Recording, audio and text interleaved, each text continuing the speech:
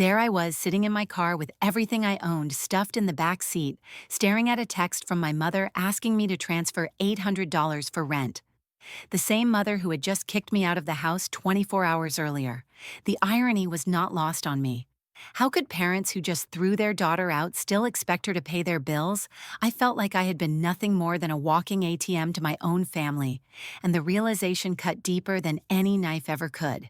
Before I share what happened next, let me know in the comments where you are watching from, and please hit that like button if you have ever felt like the family ATM. Trust me, this story gets much more intense than you might expect. Let me take you back to where this all began. My name is Iris, and at 26 years old, I thought I was making smart financial decisions by living with my parents. I worked as a marketing coordinator, pulling in a decent salary, and I figured staying home would help me save money for a house down payment. Looking back, I realized I was just enabling a toxic family dynamic that had been brewing for years.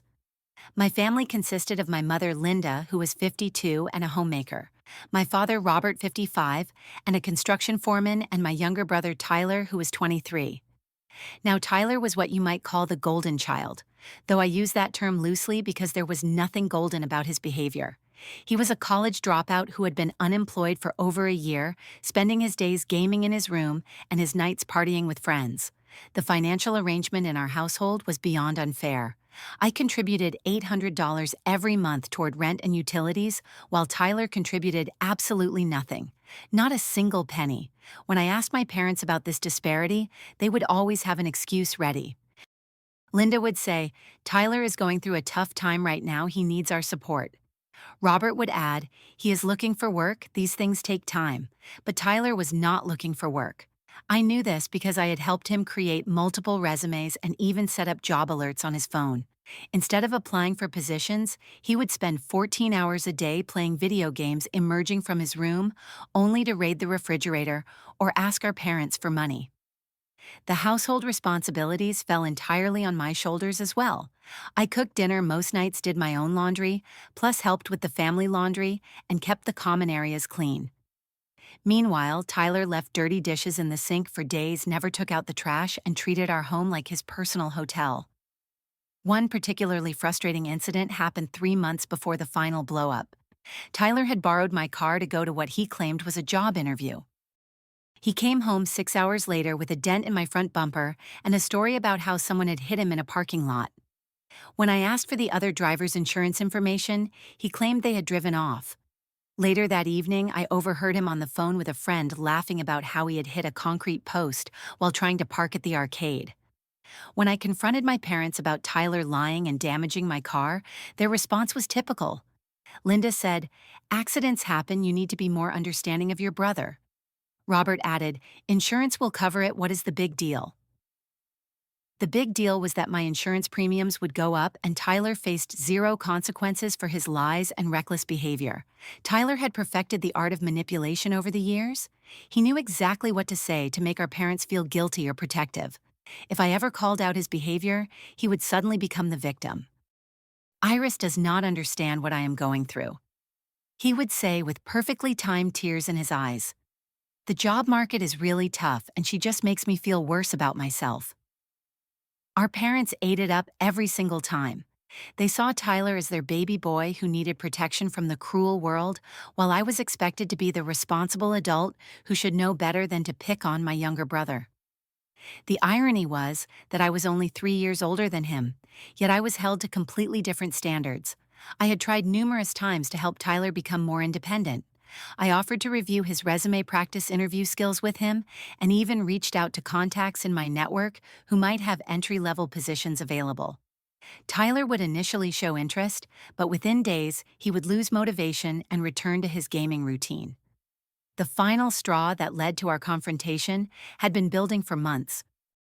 Tyler had gotten into the habit of having friends over at all hours with no consideration for the fact that I had to wake up early for work.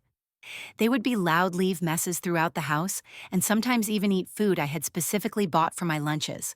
When I approached my parents about setting some boundaries, they dismissed my concerns. "Tyler does not get out much," Linda would say. "It is good that he is being social." Robert would add, "Boys will be boys, they are just having fun." Meanwhile, I was losing sleep, my work performance was starting to suffer, and I felt completely disrespected in my own home. The night that changed everything started like any other Tuesday.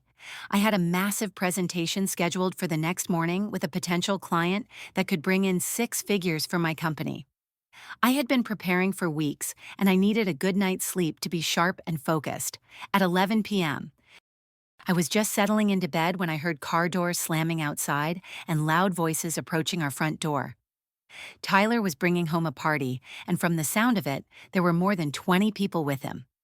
The music started immediately, and it was not just background music. This was full-volume bass-heavy music that made our entire house vibrate. Along with the music came shouting, laughing, and what I quickly recognized as the distinct smell of marijuana drifting up to my room. I lay in bed for 30 minutes hoping the noise would die down naturally. Instead, it seemed to get louder. I could hear people running up and down the stairs, doors slamming, and what sounded like furniture being moved around in the living room. At midnight, I finally reached my breaking point. I put on my robe and went downstairs to find our living room transformed into a full-scale party venue. There were beer cans everywhere. Someone had moved our coffee table to create a makeshift dance floor, and Tyler was in the center of it, all acting like the king of the castle. When he saw me, he did not even have the courtesy to look embarrassed. "Tyler, I have a huge presentation at 8 a.m. tomorrow," I said, trying to keep my voice calm and reasonable. "Can you please ask everyone to keep it down?" Instead of responding like a mature adult, Tyler laughed and turned to his friends. "My sister thinks she runs this place because she has a job," he announced to the room, which erupted in laughter. The humiliation I felt in that moment was overwhelming, but I was determined to handle this appropriately. I went to find my parents, who I assumed would be as upset about this disruption as I was. I found them in their bedroom with the door closed, apparently trying to ignore the chaos downstairs. When I knocked and explained the situation, their response shocked me to my core. "Tyler has been really stressed about job hunting," Linda said, not even bothering to get out of bed. "He needs this outlet to blow off steam. You should be more supportive of what he is going through." Robert nodded in agreement. "It is his house too, and he has the right to have friends over. You are being unreasonable, Iris." I could not believe what I was hearing. "But I pay $800 a month to live here," I said, my voice rising despite my efforts to stay calm. "I think that gives me the right to basic respect and reasonable quiet hours, especially when I have important work commitments." That statement seemed to offend them even more. Linda sat up in bed with an annoyed expression. "You think paying rent gives you the right to control everyone else in this house? That is not how family works, Iris." Robert was getting visibly angry. "We did not raise you to be so selfish and entitled. Tyler is going through a difficult period, and instead of supporting your brother, you are trying to shut down the first fun he has had in weeks." The conversation was going nowhere, and the noise downstairs was getting even louder. I returned to the living room to try talking to Tyler directly, but he was clearly intoxicated and in no mood to listen to reason. When I approached him again, he turned to his friends and said loudly, "My sister thinks she owns the house because she pays some rent. Maybe she should move out if she does not like it here." His friends thought this was hilarious, and they began chanting, move out," as if it were some kind of game.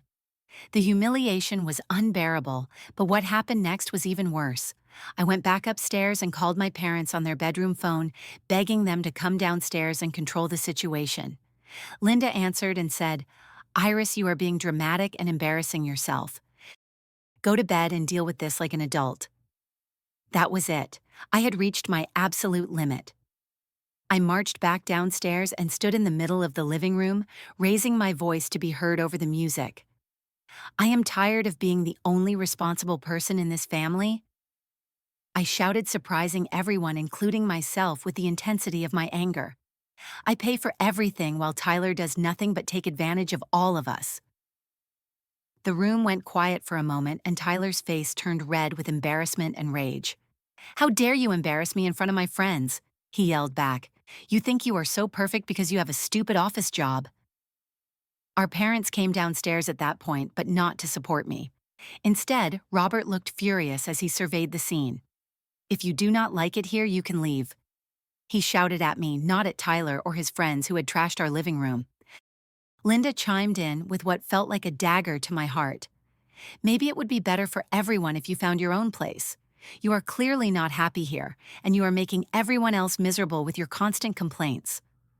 Tyler, emboldened by our parents' support, smirked at me and said, "Yeah, maybe she should learn some gratitude for everything Mom and Dad have done for her." I stood there in complete shock, surrounded by the mess Tyler and his friends had made of our home, facing three people who were treating me like the problem. In that moment, I realized that no matter what I did or how much I contributed to the household, I would never be valued the way Tyler was. "Fine," I said quietly, my voice barely audible over the resumed party noise. "I will pack my things and be gone by tomorrow." I expected them to backtrack to realize they had gone too far, but instead, Robert nodded approvingly. "Good, maybe this will teach you some perspective about what family really means." I spent the rest of that night packing my belongings while the party continued downstairs until nearly 4 a.m. I barely slept, partially because of the noise and partially because I could not stop crying. I kept thinking about all the family memories we had shared in that house, all the birthday parties and holidays, and how it was all ending because I had asked for basic respect. The next morning, as I loaded my car with boxes and suitcases, none of my family members spoke to me. Tyler was still asleep, recovering from his party. My parents sat at the kitchen table drinking coffee, acting like it was just another normal day. I walked through that house one last time, feeling completely abandoned and heartbroken. I found a small furnished room to rent temporarily while I searched for a proper apartment.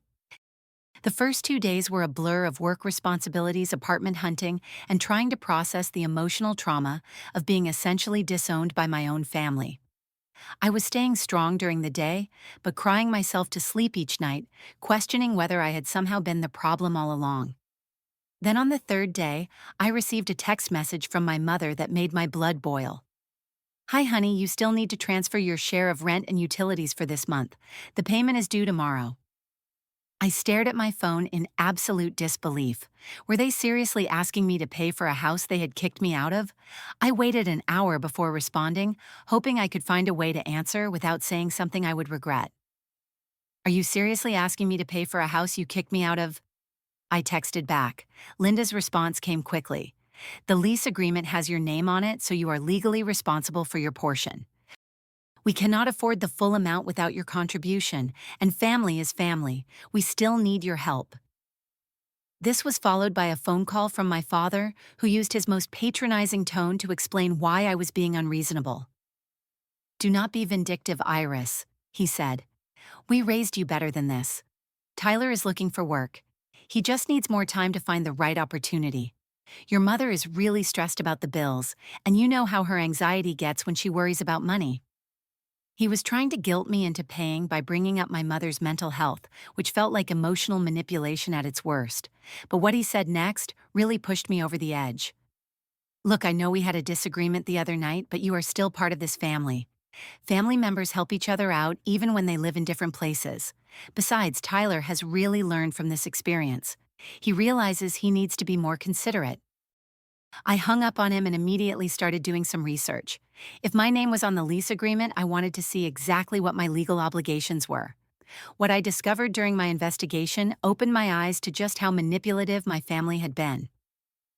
First, I contacted the landlord, Mr. Peterson, who had known our family for several years.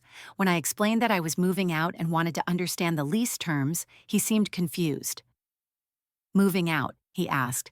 "But Tyler just told me last week that you were planning to move out voluntarily to be more independent. He said the family was very supportive of your decision." That was my first clue that this had been planned. Tyler had already been setting up a narrative with the landlord that made it seem like leaving was my choice. But the bigger revelation came when Mr. Peterson pulled out the lease agreement. "Actually, Iris, your name is not on this lease," he said. "Your parents renewed without adding you as a tenant last year. Tyler mentioned that you preferred not to be legally bound to the property since you were saving money to buy your own place." I had never had that conversation with Tyler, and I certainly never asked to be removed from the lease. This meant that legally I owed them absolutely nothing. They had been lying about my financial obligations to manipulate me into continuing to pay their bills. My next step was to examine my bank statements from the past year to get a clear picture of my financial contributions to the household. What I found was staggering. In addition to the $800 monthly for rent and utilities, I had been paying for groceries about 60% of the time, covering internet and streaming services, and frequently giving Tyler cash for various emergencies. Over the past 12 months, I had contributed more than $12,000 to household expenses, while Tyler had contributed zero. But the most infuriating discovery was what Tyler had been spending money on during this same period. I remembered that Tyler had linked his social media accounts to mine for some family photo sharing, which meant I could see his recent posts. What I found there made my anger reach new heights. 3 weeks earlier, Tyler had posted photos of a brand new gaming setup that must have cost at least $1,500. Just last week, he had shared pictures from an expensive steakhouse dinner with friends, bragging about ordering the most expensive items on the menu. While my parents were claiming they could not afford their bills without my contribution, Tyler was spending freely on luxury items and entertainment. I also noticed that he had been tagged at various bars and clubs throughout the month, often posting about buying rounds of drinks for his friends. This pattern of spending made it clear that the family's financial struggles were not real.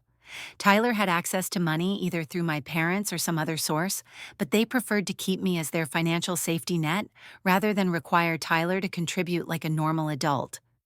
I spent the entire evening creating a detailed spreadsheet of every dollar I had contributed to the household over the past year, along with screenshots of Tyler's social media posts showing his expensive purchases and activities. I also gathered evidence of every time I had helped Tyler financially, from the gas money I gave him to the groceries I bought when he claimed he was broke. The more I documented, the angrier I became. I realized that my family had been taking advantage of my sense of responsibility and my love for them. They knew I would always step up and help, because that is the kind of person they had raised me to be, but they had twisted that positive trait into a tool for exploitation. I reached out to my best friend Maria, who had been watching this family dysfunction for years. When I told her what had happened and showed her my evidence, she was furious on my behalf. "Iris, this is financial abuse," she said bluntly. "They have been using you as their personal bank while treating you like garbage. You do not owe them anything legally or morally." Maria helped me realize that I needed to take control of the narrative. My family was probably telling everyone that I had abandoned them in their time of need, painting themselves as the victims and me as the ungrateful daughter. It was time to set the record straight. I decided that if my family wanted to play games, I could play them better.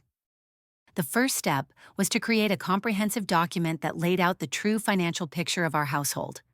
I included every contribution I had made, every time Tyler had taken advantage of family resources, and every instance of the unfair treatment I had endured.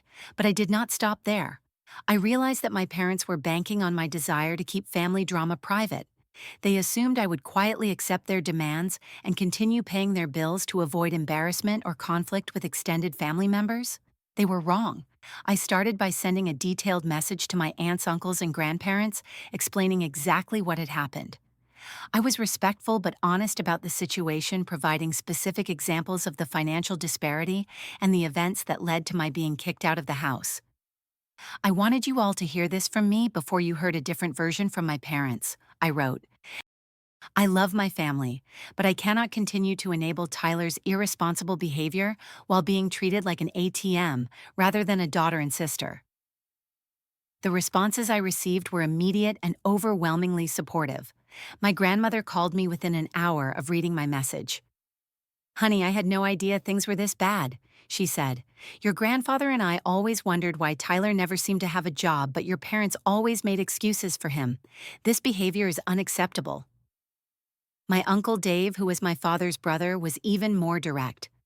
"Robert and Linda have lost their minds if they think this is appropriate," he told me. "You are welcome to stay with us while you get settled, and do not you dare send them another penny."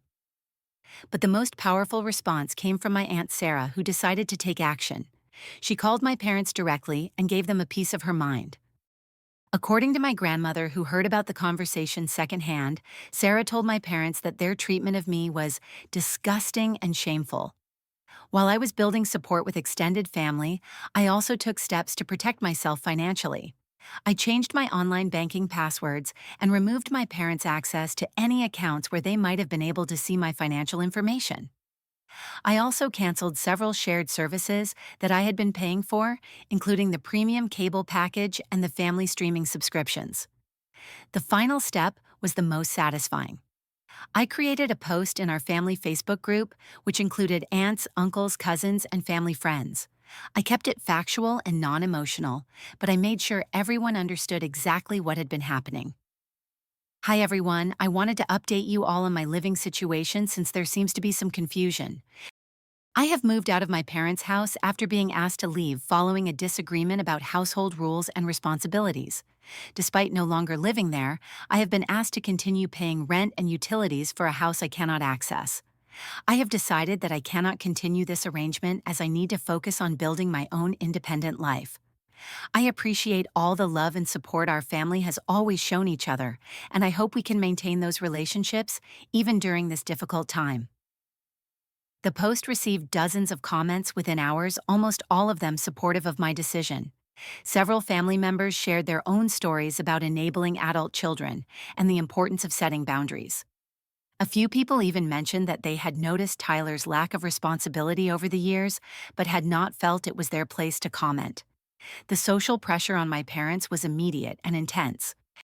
According to my cousin Jennifer, who still lived in the same neighborhood, several family friends had approached my parents at the grocery store asking about the situation. My parents, who prided themselves on maintaining a perfect family image in the community, were mortified by the public attention. Tyler was facing consequences too. Several of his friends had seen the Facebook post, and according to mutual acquaintances, he was embarrassed by the exposure of his financial dependency. For someone who had been portraying himself as independent and successful, having his unemployment and irresponsible behavior broadcast to the extended family was a major blow to his ego. The pressure from all sides forced Tyler to actually start looking for employment. My grandmother told me that he had applied for several entry-level positions and was even considering a part-time job while he continued searching for something more permanent. My parents tried multiple approaches to get me to back down. First came the angry phase with my father leaving voicemails calling me vindictive and ungrateful. Then came the guilt phase with my mother sending long text messages about how stressed and hurt they were by my public humiliation of the family. When those tactics failed, they tried bargaining. My mother called to say that they would be willing to reduce my monthly contribution to $400 if I would just help them through this difficult transition period. I did not respond to any of their attempts at manipulation. Every day that passed, I felt stronger and more confident in my decision. I was sleeping better, my work performance improved dramatically, and I was actually enjoying the freedom of making decisions without worrying about how they would affect Tyler's feelings or my parents' finances. 3 weeks after the Facebook post, my grandmother called with an update that brought a smile to my face. Tyler got hired at a warehouse job, she told me. It is not glamorous, but it is honest work, and he will be earning enough to contribute to household expenses. Your parents are still upset with you, but I think they are starting to realize that you did the right thing. 2 months after moving out, I had settled into a beautiful one-bedroom apartment that I could afford comfortably on my own. The independence was incredible. I could come and go as I pleased, have friends over without asking permission, and keep my living space exactly how I wanted it. Most importantly, every dollar I earned belonged to me, and I could make financial decisions based on my own goals rather than subsidizing someone else's irresponsible lifestyle. The immediate aftermath of my decision continued to unfold in ways that validated my choice.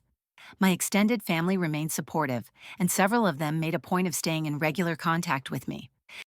I realized that I had deeper relationships with my aunts, uncles, and grandparents than I had ever had before, now that those relationships were not filtered through my parents' perspective. Tyler's employment at the warehouse lasted about 6 weeks before he quit, claiming the work was too physically demanding. However, the social pressure from the family meant that he could not just return to his gaming lifestyle.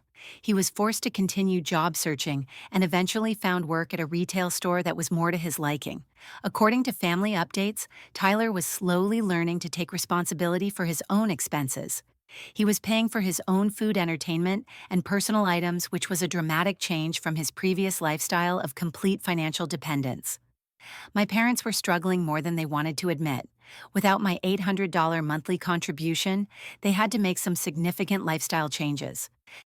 They canceled their premium cable package, started shopping at discount grocery stores, and stopped eating out multiple times per week. The most telling sign of their financial struggles came when they tried to refinance their mortgage to lower their monthly payments. During the application process, they realized just how much my contributions had been helping them maintain their lifestyle. They had been spending beyond their means for years, using my rent payments to cover the gap. About 3 months after I moved out, my grandmother reached out with news of a family intervention. Several of my aunts and uncles had confronted my parents about their treatment of me and strongly encouraged them to apologize and try to rebuild our relationship. "Your mother broke down crying," my grandmother told me. "She admits they made mistakes, but she is having a hard time swallowing her pride enough to reach out to you." A week later, I received a text from my mother that read, "Hi Iris, I hope you are doing well. Your father and I have been talking and maybe we overreacted that night. Family is important and we miss you." It was not exactly an apology, but it was an acknowledgement that they had been wrong. However, the message that followed revealed that they still did not fully understand the situation. "If you are interested in coming back, we could work out a new arrangement that might be more fair for everyone. Tyler is working now so he could contribute something toward expenses." I realized that they still saw this as a financial arrangement rather than a relationship problem. They were offering to let me return home in exchange for continuing to subsidize their lifestyle just at a slightly reduced rate. I chose not to respond to that message, and I felt completely at peace with that decision. My healing journey took time, but it was supported by some wonderful people who came into my life. I started seeing a therapist who helped me understand the family dynamics that had kept me trapped in an unhealthy situation for so long. I learned about financial abuse, emotional manipulation, and the importance of setting boundaries with people you love. I also built stronger friendships with coworkers and neighbors. For the first time in years, I had the mental and emotional energy to invest in relationships with people who valued and respected me. I joined a hiking group, started taking cooking classes, and even began dating someone who appreciated my independence and ambition. One of the most powerful realizations I had during therapy was that my family had conditioned me to believe that love meant financial sacrifice. They had taught me that proving my worth required me to give up my own financial security to support people who were perfectly capable of supporting themselves. Learning to value myself beyond my ability to provide money was a gradual process, but it changed everything about how I approached relationships and life decisions. 6 months after leaving my parents' house, I received a call from my father that I almost did not answer. When I finally picked up, his tone was different than I had heard in years. "Iris, I owe you an apology," he said simply. "I have been thinking about everything that happened, and I realize we treated you unfairly. You were right to stand up for yourself, and I am sorry it took me this long to see it." He went on to explain that Tyler's employment had opened his eyes to how capable his son actually was when forced to take responsibility.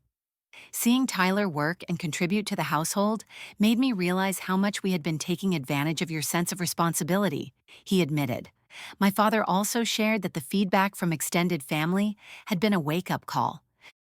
"Everyone we talked to thought we had lost our minds," he said. "It made us step back and really examine what we had been doing."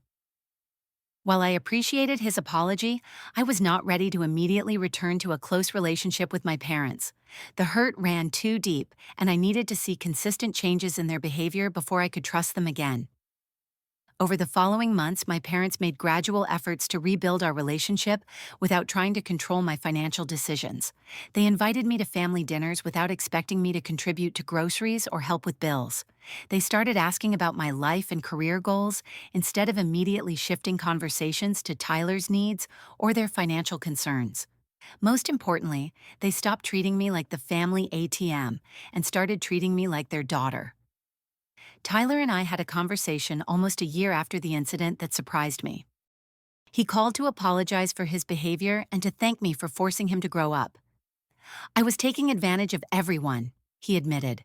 "Having to work and pay for my own stuff made me realize how immature I was being." He had been promoted twice at his retail job and was saving money to go back to school. More significantly, he was in a serious relationship with someone who expected him to be a responsible adult, and he was rising to meet those expectations. Today, I have a healthy relationship with my family, but it is built on mutual respect rather than financial obligation. I have clear boundaries about what I will and will not do, and they have learned to respect those boundaries. I learned that being the family ATM is not love, it is exploitation. And sometimes the best gift you can give toxic people is your absence. That absence forces them to confront their own behavior and take responsibility for their own lives. Most importantly, I learned that my worth as a person has nothing to do with my ability to solve other people's financial problems. I am valuable because of who I am not, because of what I can provide. Have you ever felt like the family ATM in your own relationships? I would love to hear your stories in the comments below. If this story resonated with you, please give it a like and subscribe for more real-life experiences about setting boundaries and finding your self-worth. Share this video with anyone who might be struggling with similar family dynamics, because sometimes we all need to hear that it is okay to put ourselves first. Thank you for listening to my story, and remember that you deserve relationships built on love and respect, not financial obligation. Your worth goes far beyond what you can provide for others, and never let anyone convince you otherwise.